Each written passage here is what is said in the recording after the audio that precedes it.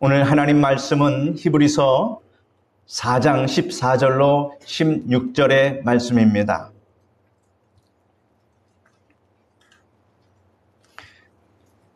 히브리서 4장 14절로 16절의 말씀을 읽어드리겠습니다.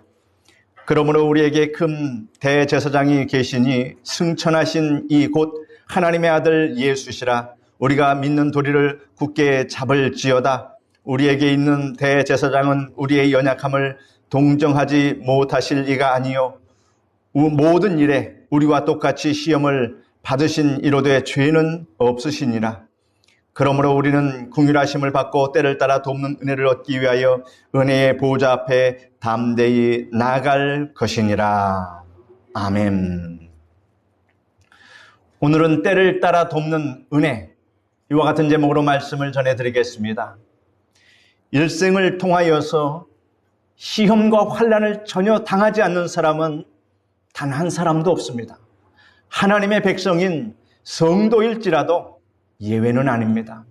크고 작은 차이는 있지만 경제적인 위기나 가정적인 위기를 만나고 또 육체적인 위기나 심령적인 위기도 우리는 만나게 됩니다. 그리하여 마음이 심히 슬프고 근심하게 되고 버림받은 심정이 되고 고독하고 좌절하고 고통스러울 때가 있습니다. 그때 우리가 반드시 기억해야 할 하나님의 은혜의 말씀이 오늘 우리가 읽은 본문의 말씀입니다. 그러므로 우리에게 큰 대제사장이 계시니 승천하시니 곧 하나님의 아들 예수시라. 우리가 믿는 도리를 굳게 잡을지어다. 우리에게 있는 대제사장은 우리의 연약함을 동정하지 못하실 리가 아니요 모든 일에 우리와 똑같이 시험을 받으신 이로되 죄는 없으시니라.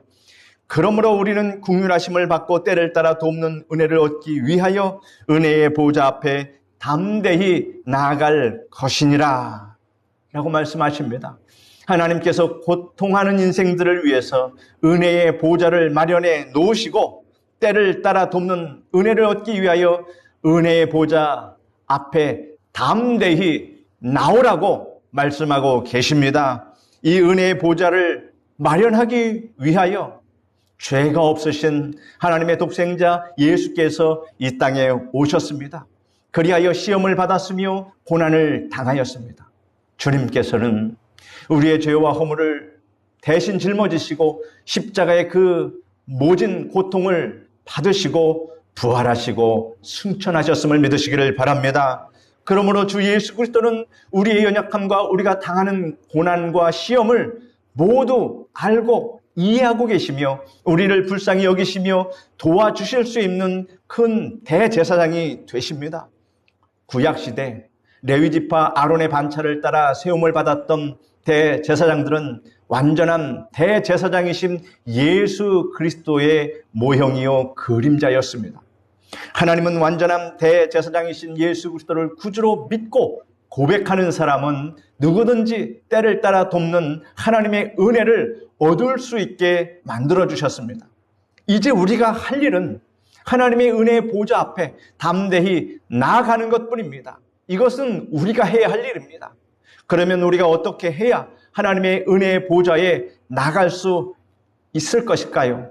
이 시간 그 길을 여러분에게 말씀드림으로 은혜를 나누고자 합니다. 첫째는 회개하는 우리를 하나님의 은혜의 보좌 앞에 나가게 합니다.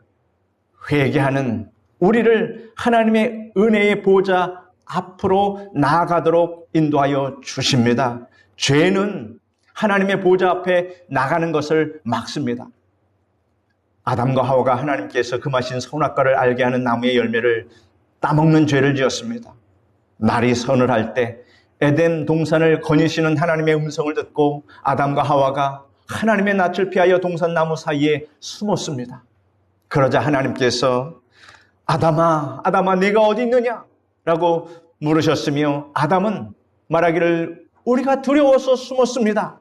이렇게 대답했습니다. 이처럼 죄는 하나님과 우리 사이를 멀어지게 합니다. 우리가 하나님의 보좌 앞으로 나가는 길을 막고 하나님 보좌를 등지게 만듭니다. 그러나 하나님께서 은혜를 베푸셔서 독생자 예수님을 이 땅에 보내시고 화목 제물이 되게 하심으로 우리가 회개할 때 하나님 보좌 앞으로 나아갈 수 있도록 하여 주셨습니다. 이러므로 이제 우리는 누구든지 죄를 회개하면 하나님 보좌 앞으로 나아갈 수 있음을 여러분 믿으시기를 바랍니다. 하나님께서 아미떼 아들 요나에게 너는 일어나 저 큰 성읍 니느웨로 가서 그것을 쳐서 외치라. 그 악독이 내 앞에 상달하였음이니라. 이렇게 니느웨에게 말하였습니다. 그러나 요나는 니느웨로 가기 싫었기 때문에 하나님 말씀을 어기고 다시스로 가기 위해 요빠 항구로 내려갔습니다. 마침 다시스로 가는 배가 출항하려고 하므로 승선값을 주고 그 배에 올라탔습니다. 그러나 하나님께서 바다에 강한 바람을 보내어 폭풍이 일게 하심으로 배가 깨어지게 되었습니다. 선원들이 두려워하며 각자 자기가 섬기는 신에게 도와 달라고 부르짖고 배를 가볍게 하려고 모든 짐을 다 바다에 던져버렸습니다. 이때 요나는 배 밑창에서 깊은 잠에 빠져 있었습니다. 이를 본 선장이 그에게 당신은 어째서 이때 잠을 자고 있어? 얼마나 당신의 하나님, 일어나 당신의 하나님에게 도움을 구하시오. 혹시 하나님이 우리를 불쌍히 여겨 구원해 주실 줄 누가 알겠습니까? 이렇게 말했습니다. 그때 선원들이 이 재앙이 누구 때문인지 우리가 제비를 뽑아서 한번 알아보자고 제안을 합니다. 그리고 제비를 뽑았는데 요나가 뽑혔습니다. 요나는 사람들에게 자기가 하나님을 피해 도망 중에 있으며 자기를 바다에 던지면 폭풍이 그치고 바다가 잔잔할 것이라고 그렇게 말했습니다. 사람들은 요나를 바다에 던지고 배를 구해 보려고 했으나 파도가 점점 요나를 바다에 던지지 않고 배를 구하려고 했으나 파도가 점점 높아지므로 할 수 없이 요나를 들어서 결국은 바다에 던졌습니다. 그러자 바다가 즉시 잔잔해지며 하나님께서 큰 물고기를 예비하셔서 요나를 삼키게 했습니다. 물고기 뱃속에 들어간 요나는 여간 고통스럽지 않았습니다. 한편 요나를 삼킨 물고기도 요나가 소화되지 않으므로 몸부림치기 시작했습니다. 물고기가 바다 밑 산의 뿌리까지 내려가며 몸부림침에 요나는 더더욱 견디기가 힘들었습니다. 깊은 절망이 엄습한 가운데 캄캄한 물고기 뱃속에서 요나는 회개하기 시작합니다. 그가 하나님의 명령을 어겼기 때문에 이같이 고난 당한다는 것을 그는 깨달았고 하나님께 회개의 기도를 올렸습니다. 이르되 내가 받는 고난으로 말미암아 여호와께 불러 아뢰었더니 주께서 내게 대답하셨고 내가 수월의 뱃속에 부르짖었더니 주께서 내 음성을 들으셨나이다. 주께서 나를 깊음 속 바다 가운데 던지셨으므로 큰 물이 나를 둘렀고 주의 파도와 큰 물결이 다 내 위에 넘쳤나이다. 내가 말하기를 내가 주의 목전에서 쫓겨났을지라도 다시 주의 성전을 바라보겠다 하였나이다. 물이 나를 영혼까지 둘러싸우며 기품이 나를 에워싸고 바다 풀이 내 머리를 감쌌나이다. 내가 산의 뿌리까지 내려가 싸우며 땅이 그 빗장으로 나를 오래도록 막아 싸우니 나의 하나님 여호와여 주께서 내 생명을 구덩이에서 건지셨나이다. 내 영혼이 내 속에서 피곤할 때에 내가 여호와를 생각하였더니 내 기도가 주께 이르러 싸우며 주의 성전에 미쳤나이다. 그가 이렇게 회개하자 하나님의 보좌 앞에 나아갈 수 있었습니다. 그의 육신은 비록 물고기 뱃속에 있고 그 물고기는 바다 및 산의 뿌리까지 내려갔지만 그의 기도는 하나님 앞에 상달되었습니다. 이러므로 회개만이 우리를 하나님 보좌 앞으로 나아가게 하며 때를 따라 돕는 은혜를 받게 해 주시는 것임을 여러분 믿으시기를 바랍니다. 성경 이사야 59장 1절로 2절에 보면 여호와의 손이 짧아 구원하지 못하심도 아니요 귀가 둔하여 듣지 못하심도 아니라 오직 너희 죄악이 너희와 너희 하나님 사이를 갈라놓고 놓았고 너희 죄가 그의 얼굴을 가리어서 너희에게서 듣지 않게 하시게 함이니라. 죄로 인하여 기도하는 것이 하나님 앞에 상달되지 못한다는 것입니다. 죄를 은폐하고 타당화하고 합리화하는 사람은 하나님 보좌를 등지는 사람이므로 하나님께 도우심을 간구해도 도우시는 하나님의 은혜를 받을 수가 없습니다. 그러나 어떤 죄를 지었든 회개하면 하나님 보좌 앞에 나아가게 됨을 확신하시기를 바랍니다. 성경 요한일서 1장 9절에 우리 다 같이 한번 읽어보겠습니다. 만일 우리가 우리 죄를 자백하면 그는 밉보시고 의로우사 우리 죄를 사하시며 우리를 모든 불의에서 깨끗게 하실 것이요. 우리의 죄를 자백하면 하나님께서 그 죄를 깨끗게 하여 주신다는 약속의 말씀을 믿으시기를 바랍니다. 성령을 거역하는 죄 이외에 어떤 죄든 주님의 보혈이 씻지 못할 죄는 없다라고 하는 사실입니다. 요한일서 3장 21절에 사랑하는 자들아 만일 우리 마음이 우리를 책망할 것이 없으면 하나님 앞에서 담대함을 얻는다 이렇게 말씀하고 있습니다. 회개하면 우리 마음이 우리를 책망할 것이 없으므로 담대하게 하나님 보좌 앞에 나아가며 때를 따라 돕는 은혜를 구하여 얻게 된다는 말씀이십니다. 우리는 연약함 때문에 살아가면서 죄를 짓지 않을 수가 없습니다. 그러나 그 죄를 합리화하거나 타당화하지 말고 즉시 회개함으로 하나님의 보좌 앞으로 나아가는 우리 모두가 되기를 간절히 바랍니다. 둘째로 기도는 우리를 하나님의 은혜의 보좌 앞으로 나아가게 합니다. 기도가 하나님의 보좌 앞으로 나가는 그러한 중요한 수단이 된다라고 하는 사실입니다. 우리가 문제를 만났을 때 기도하지 않고 인간의 수단과 방법으로 해결하려고 애를 쓰면 하나님 보좌를 등지게 됩니다. 그러나 기도할 때 우리는 하나님의 은혜의 보좌를 향하여 나아가게 됨을 믿으시기를 바랍니다. 시편 145편 18절로 19절에 여호와께서는 자기에게 간구하는 모든 자 곧 진실하게 간구하는 모든 자에게 가까이 하시는도다. 그는 자기를 경외하는 자들의 소원을 이루시며 또 그들의 부르짖음을 들으사 구원하시리로다. 이렇게 말씀하고 계십니다. 이러므로 우리가 하나님께 진실하게 기도할 때 하나님이 가까이 하시며 우리는 하나님 보호자 앞으로 나아가는 것입니다. 그런데 기도할 때 구하여도 받지 못하는 기도가 있습니다.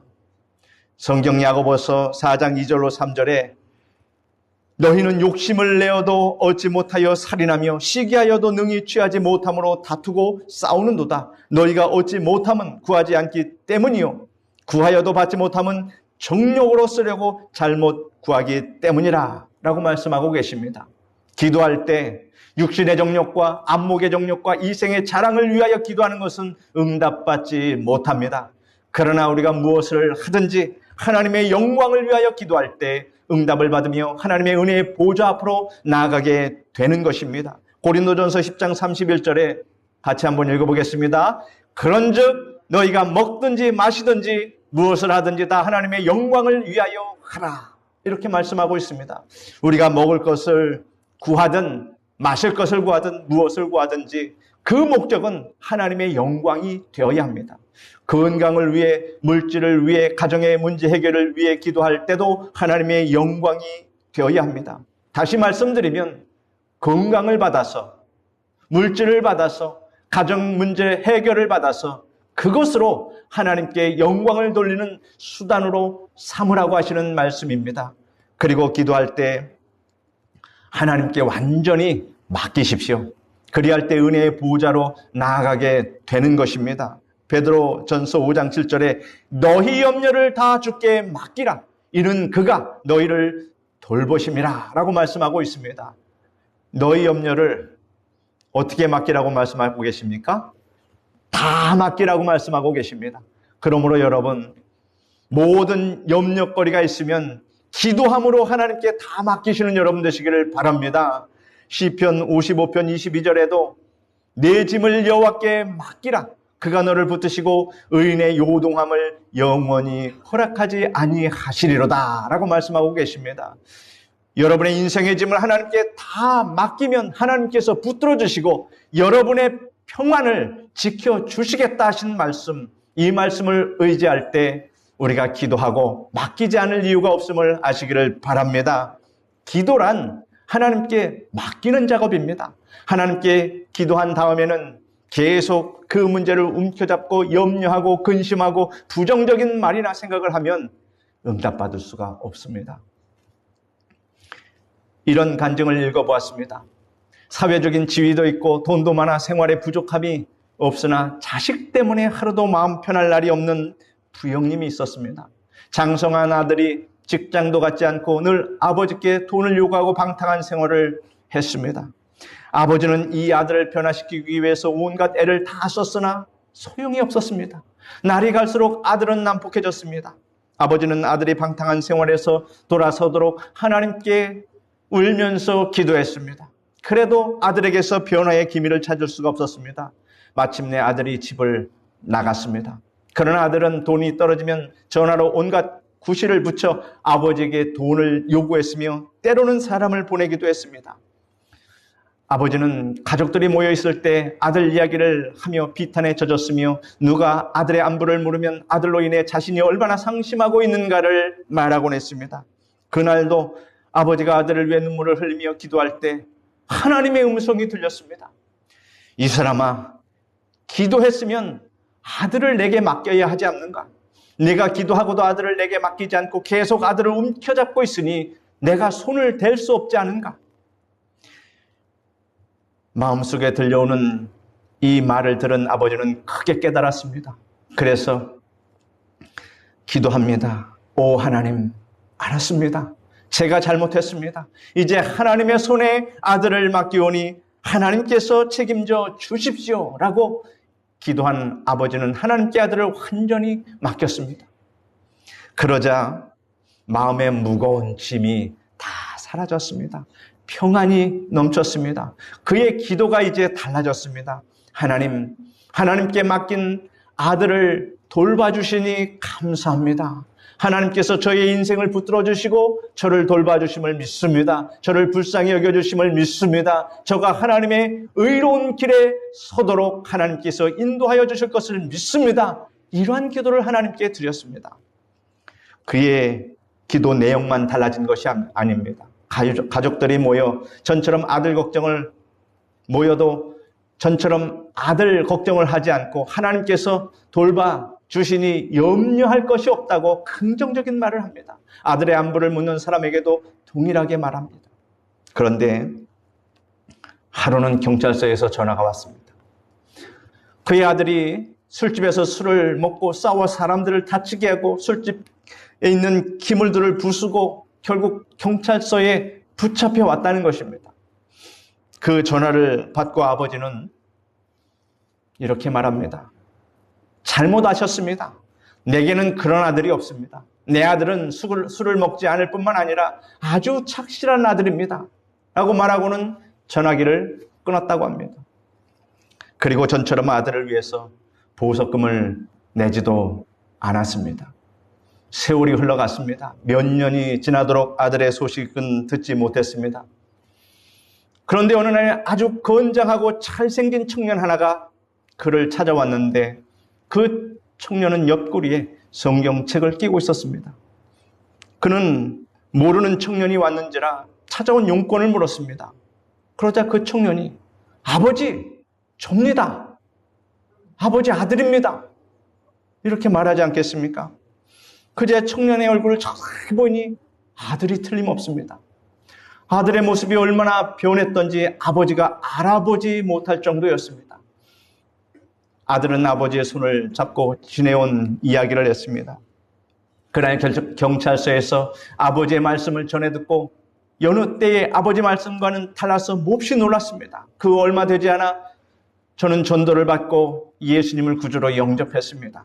주님을 영접한 후 집으로 돌아오고 싶었으나 그때까지 방탕한 생활로 아버지를 괴롭힌 것을 생각하니 그대로 돌아올 수가 없었습니다. 변화된 모습으로 돌아와야 아버지를 기쁘시게 할 수 있을 것 같아 그러기로 작정했습니다. 그래서 고학으로 신학교를 졸업하고 이제 목사가 되었기에 이렇게 아버지를 찾아왔습니다. 아버지, 지난날에 저의 죄를 용서해 주시고 목사가 된 저를 축복해 주십시오. 이렇게 말하는 것이었습니다.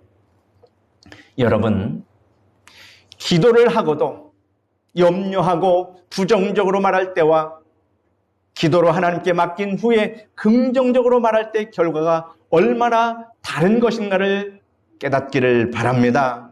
하나님께 완전히 맡기는 기도를 할 때만이 하나님의 보호자 앞으로 나아가게 되는 것입니다. 성도 여러분, 기도할 때 탐심으로 구하지 마십시오. 하나님의 영광을 위해 구해야 하며 하나님께 완전히 맡기시는 여러분 되시기를 바랍니다. 셋째로, 순종과 믿음은 우리를 하나님의 은혜의 보호자 앞에 나아가게 합니다. 순종과 믿음이라고 했습니다. 하나님께서 아브라함에게 다음과 같이 명령하셨습니다. 너는 너의 본토 친척 아비집을 떠나 내가 내게 지시할 땅으로 가라. 이렇게 명령하셨습니다. 그는 하나님의 말씀을 듣자마자 지체하지 않고 그는 하나님께 왜 가야 합니까? 어디로 가야 합니까? 묻지 않았습니다. 하나님의 명령을 듣자 곧장 떠났습니다. 그는 갈 바를 알지 못했지만 늘 하나님의 음성에 귀를 기울이고 하나님께서 지시하는 곳으로 갔고 마침내 가나안 땅에 도착할 수 있었습니다.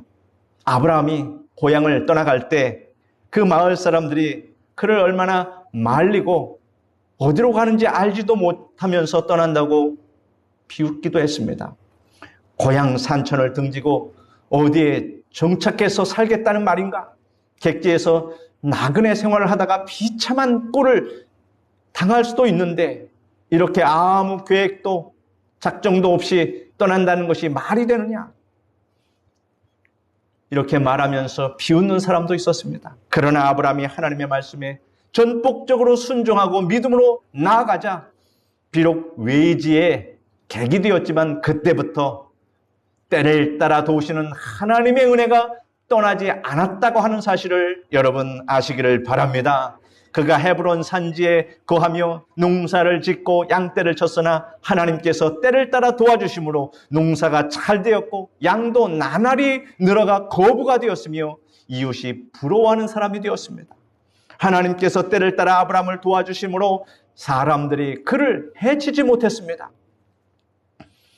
그돌라오메넬과 그 연합군이 이방 나라의 그 연합군들이 소돔과 고모라를 침공해서 재물과 양식을 다 탈취해가고 사람들을 포로로 끌고 갔는데 그 포로 중에 아브라함의 조카 롯이 끼어 있었습니다.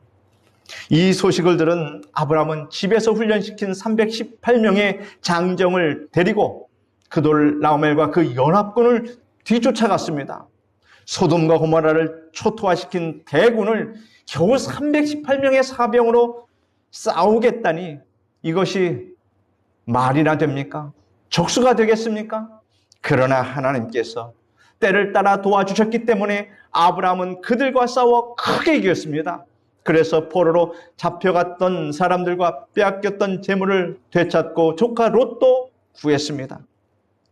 이러므로 어느 곳에 가서 무엇을 하든 하나님께서 때를 따라 도와주시면 염려할 것이 없음을 믿으시기를 바랍니다. 때를 따라 도우시는 하나님의 은혜를 받으려면 하나님의 보호자 앞에 나아가야 하는데 그러기 위해서는 아브라함과 같은 순종과 믿음이 있어야 합니다.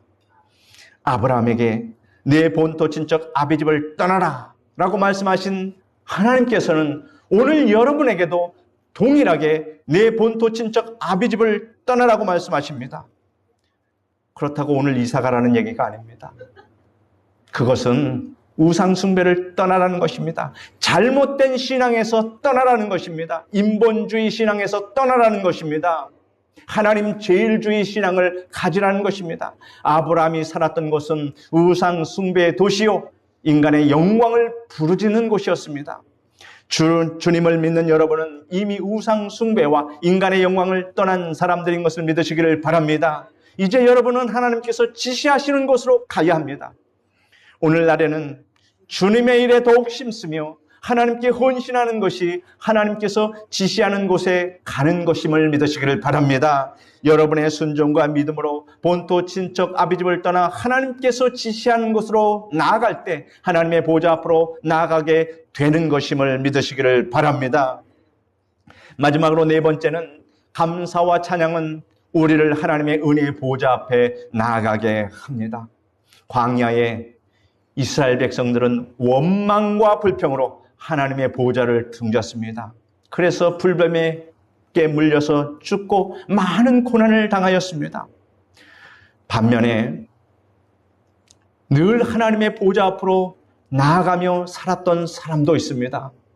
그 사람들이 바로 바울과 실라입니다. 바울과 실라를 보십시오. 바울과 실라가 낯선 이방 지역에서 복음을 전하다가 체포되었을 때 매를 많이 맞고 지하 감옥에 갇혔습니다.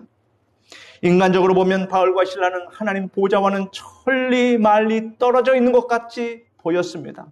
그들이 외지에서 지하 감옥에, 그것도 발에 착고가 채워져 있으니 어찌 하나님 보좌와 멀리 떨어져 있다고 말하지 않을 수 있겠습니까? 그러나 실상은 그렇지 않았습니다.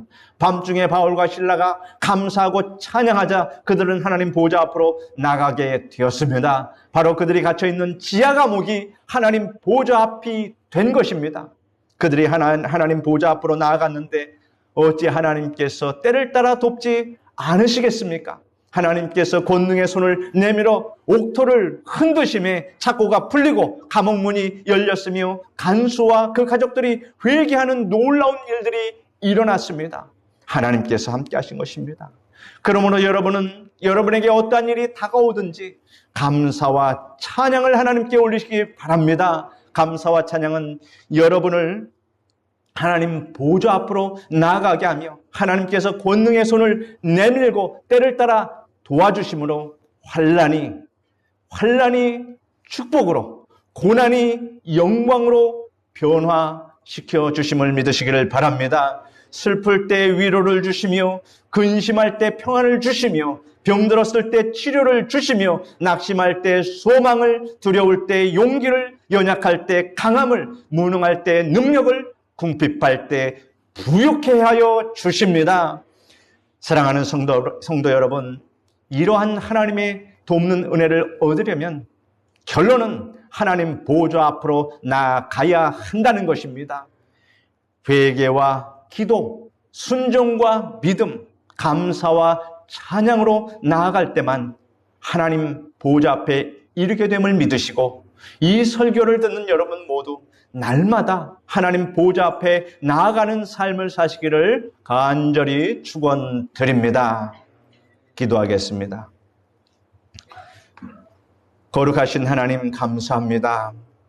우리가 하나님 보좌 앞에 날마다 나갈 수 있는 그러한 귀한 말씀을 우리에게 허락하여 주시니 감사합니다. 회개와 기도, 순종과 믿음, 감사와 찬양으로 나아갈 때만이 하나님 보좌 앞에 이르게 됨을 믿게 하여 주시니 감사합니다. 오늘 이 말씀을 듣는 우리 성도들에게 항상 하나님 보좌 앞으로 나갈 수 있도록 하나님 인도하여 주시옵소서. 예수님의 이름으로 기도드립니다. 아멘.